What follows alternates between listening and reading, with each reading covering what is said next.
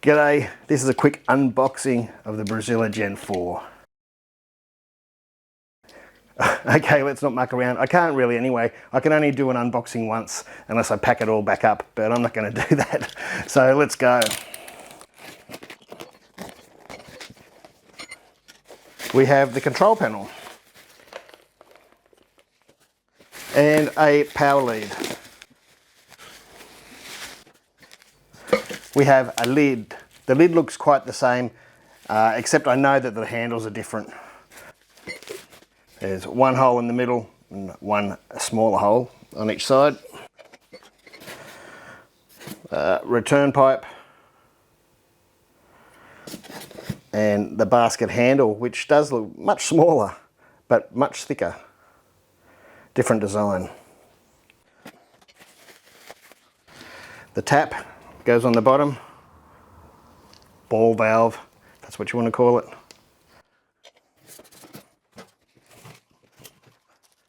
We have an immersion chiller. An accessories box. And the accessory box only contains, I nearly lost one of the nuts then, the handles for the lid. We have some tubing for the return arm. Here is the malt pipe. The malt pipe has two levels, two sets of feet on it for different levels when you're pulling it out. This looks like a top plate and a bottom plate for the malt pipe. I rarely use the top plate, but they've still included it, which is good for people that want to. And that will be the bottom plate.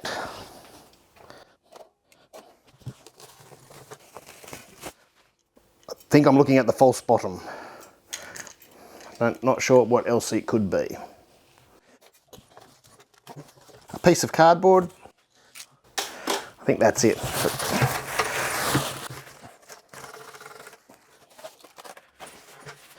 Okay, there we go. I can see that there's an extra handle that wasn't on my last one. If I turn it around, this spot here is where the control panel will go and get plugged in down to here. That's where your tap's going to go. Start with down below. We've all seen pictures and photos. But there it is there. The one that's not hooked up yet is the one on the bottom there. That is because I haven't put the tap in. On that tap they have a couple of nuts. It's your normal tap. That's for your pipe on the inside. I'll attach the tap first.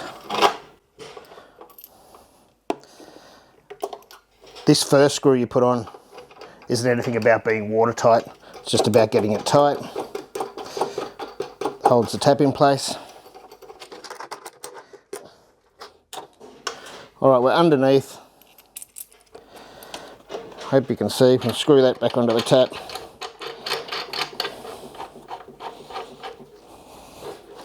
Make sure it's tight though. Push the hose on. And then move the spring clip up into position. And there we've got the tap hooked up. Now you can change this around if you want. You want the pump to go somewhere else, or you can change them around. I'm not sure I will. Probably leave it just like that. But we'll see in the future.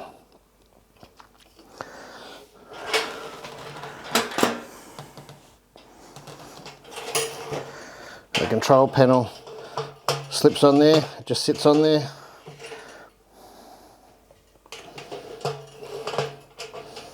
And screws into down here.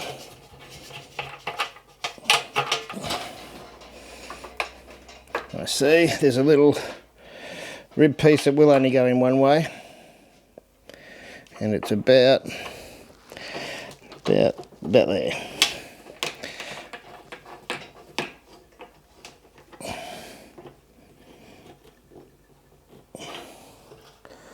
And that's where the power cord goes,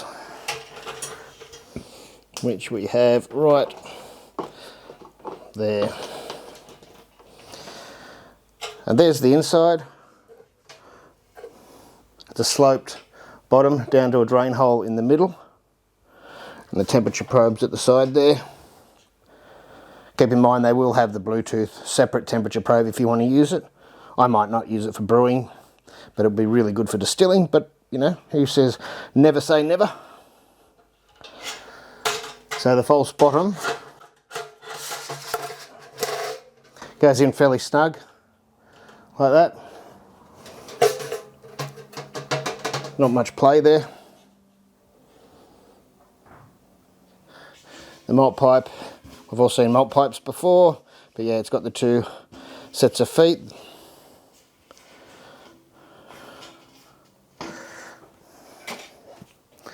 And that's the bottom.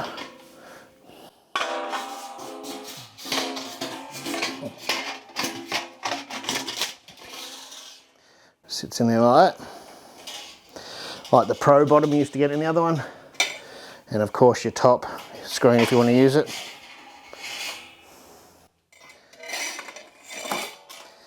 And the new handles are slightly different design.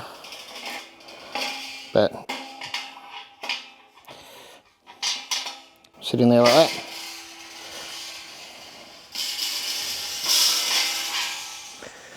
So there we are. I've just screwed them on. You really didn't need to see how to put a nut on the end of a bolt. But that's the new handles there. So I thought I'd pull out the Brew Gen 3, because I don't have any other BrewZilla. This is my first BrewZilla 35, believe it or not. But this is a Brew Gen 3. I do have a 1 over there. But that's for another day. We might do a comparison between the 4 and the 1. That would be good, wouldn't it? BrewZilla and Brew 1. But as you can see, they're roughly the same size. This does sit, not just because of the handles, but it probably sits nearly an inch higher at the edge of the lid there. The bottom is deeper. Other than that, things are interchangeable. The lids, you know,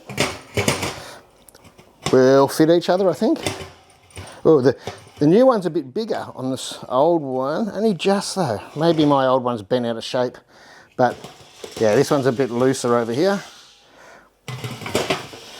But we're talking, you know, a sparrow's fart. We'll get rid of the lids and we can lift the basket. That's halfway, where the other one,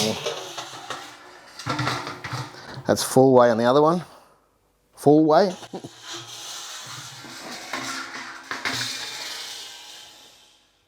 Sorry about that noise. And there you can see the difference in the sizes of the malt pipe. I mean, this one is sitting just slightly higher, like that, but still the new malt pipes are a good 2 inches bigger. I can, like that.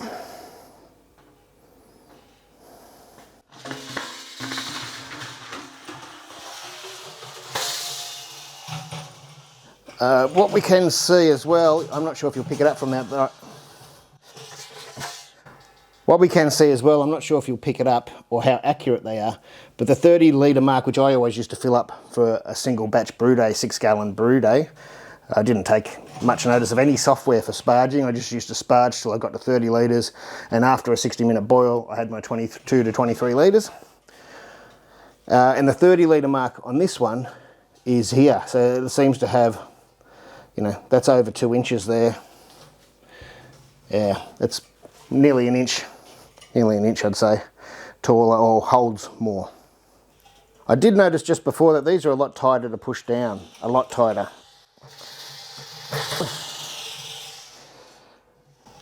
But that usually comes down to the washer in there. If you put a thicker washer, they're usually harder to push down and you'll get a firmer grip. And you can swap the washers out in these ones too. You can double it up or put a thinner one and the normal size one. But you're still not supposed to turn these. These aren't meant for turning cam locks. If you want to be able to turn it, you need to install something else. If you want to turn it, you need to loosen it off at least one of the sides. And look, I've done plenty of cleaning videos before. The only thing I'd suggest is don't just use sodium bicarbonate. Use your Stella Clean or your PBW, or use your sodium bicarbonate and a bit of soap.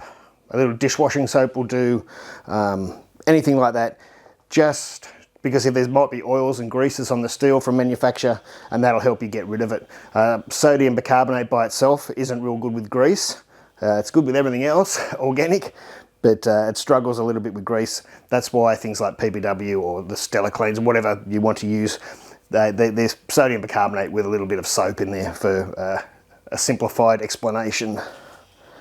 Of course, in a little while, there will be a different malt pipe. They will be putting some perforations, a couple of inches, it looked like about 2 or 3 inches up the sides here. It'll make a little bit of a difference.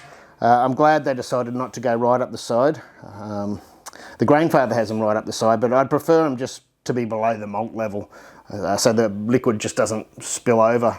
I mean, yes, it's going to stop overflows, like your overflow centre pipe used to, but you should be keeping an eye on your brew anyway, and you shouldn't be walking away during the mash when pumps are going and things like that, because anything could go wrong and you'll get an overflow, which is never good for anybody. But as I said, just put everything in there, fill it right up, heat it up to about 60, 70 degrees, whack your cleaner in and just pump it around for a while. Let it cool down, or empty some out and put some cool water in. Get in there, give it a rub. I'd give it a rub, a good scrub with a sponge or something. Get it nice and clean, give it a good rinse, and then you're set to go. I have got cleaning videos on other systems if you really want to have a look at it, but it's a pretty simple process. All right, there will be a live brew day coming up.